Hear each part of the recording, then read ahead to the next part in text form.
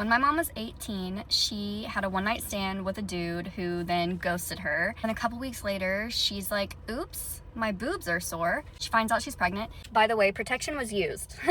Okay, it was used. And I'm the baby who I guess really wanted to be here. So she contacts the dude and she's like, I'm pregnant. And he says, whoa, my parents will not pay for college if they find out that you're pregnant. She says, cool, I guess I'm gonna do this alone. So my mom decides to do it on her own, and so she raises me. Fast forward 4 years, and we moved to a city about an hour away from where all this happened so that my mom can go to college. My mom was like punk, hippie, alternative. We're in Tennessee, so it's conservative. Especially back then, the alternative crowd like found each other. His girlfriend, I don't want to say my dad because that's not what he is, so I'm gonna call him Dick. So Dick's girlfriend was on like the outskirts of that crowd. My mom and his girlfriend knew of each other. They were like friends of friends, that type of thing. My mom never said anything. She never said, your boyfriend is my daughter's dad. They were frequently at the same things, the same hangouts, and I was also there because my mom's a single mom. What else is she gonna do? So I was like the little cute punk 4-year-old running around in a tie-dye. His girlfriend also knew who I was and was around me too. Then Dick decides that he wants to marry his girlfriend, but he has something he wants to tell her before they get married because he's been keeping a little secret. I shit you not, before he could even get the words out, she said to him, Julia is your daughter. He looked at her and he was like, she told you, meaning my mom. She was like, no, she didn't. She looks just like you.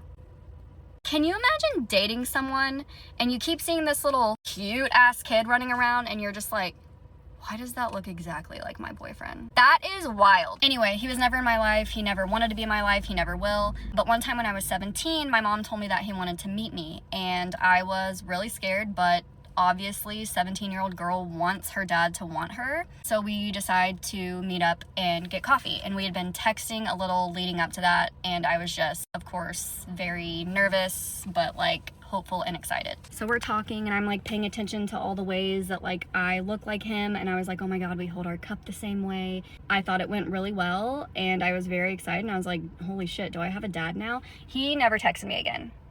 He ghosted me. 2 weeks after I met him at the coffee place, I go to Kohl's. Motherfucking Kohl's. I'll be damned if I don't see Dick just right there. I was like, oh my god, hey Dick.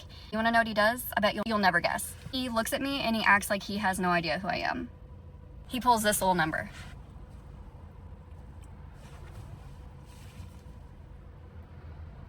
Hello. And that's when I shut down all emotion. I didn't want to ever feel disappointment or anything ever again. So I shut it down until I turned like 30. Anyway, I am looking for a therapist if anyone has any recommendations. Unrelated to what I just told you. Story time of why I cut off my best friend in college. I have been dying to talk about this for a hot minute, so let's dive right into it. To this day, I still think that she thinks that I started distancing myself from her because I got into a relationship. That wasn't the case. I started distancing myself from her before I even got into my relationship because I started noticing how much of a not good of a friend that she was, and what happened between us that made me want to cut her off just proved my point. So we lived together in my sophomore year of college, and junior year of college was the last year we ever lived together, thank God. So in college, I really struggled with money. Like, I didn't have much money at all. And she never really struggled with money in college just because she had a really good job over the summer that held her over the whole school year. Me and her lived in an apartment alone that my boyfriend would come and stay over sometimes. Literally not every night, but he was there a good amount. Keep in mind, we didn't have a living room or like a living space. We literally just had a kitchen and a bathroom. So one month I didn't have the money for rent. So my boyfriend offered to give me some money for my rent. I don't know why I told her that he was like helping me, like giving me some money for that month's rent. I shouldn't have told her considering it was literally none of her business. But as soon as I told her that, something in her like completely switched. So she was like, oh hell no, then he needs to pay me too.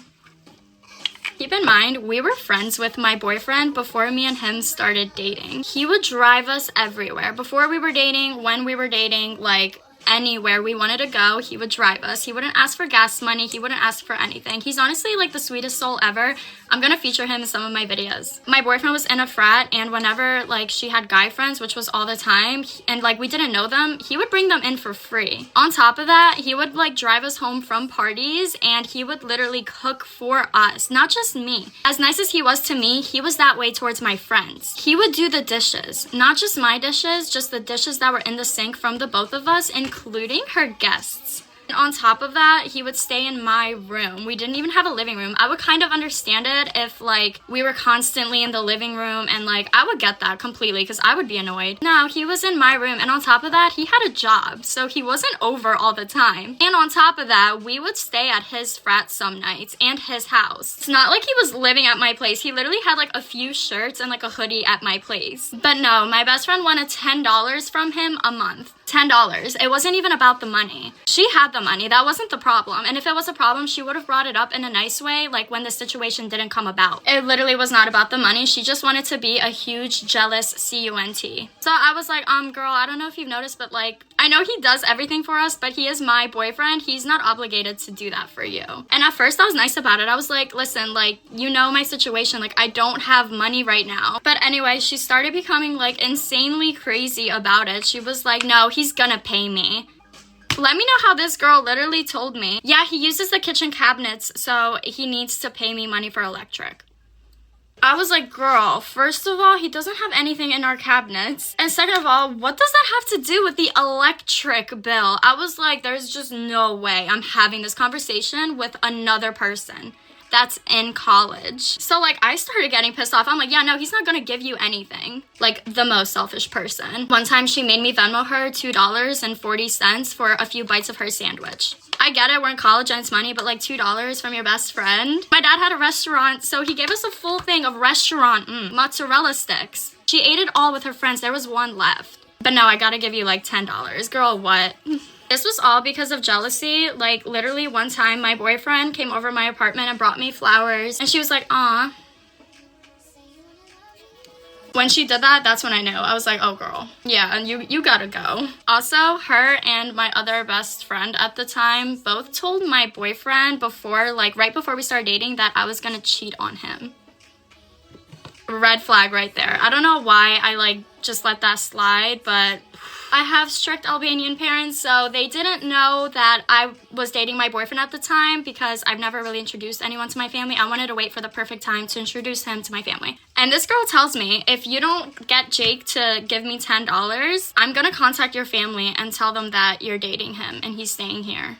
What kind of friend does that? Literally. I mean, he barely even showered there. I think it was like a few times because all of his stuff was like at his own apartment. So I was like, if you want to tell me who I can and can't have in my room, $750 is my rent. Pay up. And then you can tell me who I can and can't have in my room. And how do you do that considering like everything he's done for us and you? Girl, he didn't have to do that. He did it because I'm his girlfriend and you were my best friend, unfortunately. Anyway, so when I wasn't there, she sent me a message of a picture that she took, and she like went into my room and she was like, look at his stuff on the ground. It was literally like 2 shirts and a hoodie. And she was like, I'm sending this to the landlord and he's gonna do something about it. Yeah, the landlord didn't do anything because he was like, my rent gets paid. I don't care. Figure it out. That's literally what he said. I'm like, oh, girl, you thought you ate that. One time I had to go to work and I didn't have a car and it was pouring rain outside. And I literally asked her, I was like, hey, like, do you mind just driving me to work real quick? And she literally laughed in my face. It was like, no.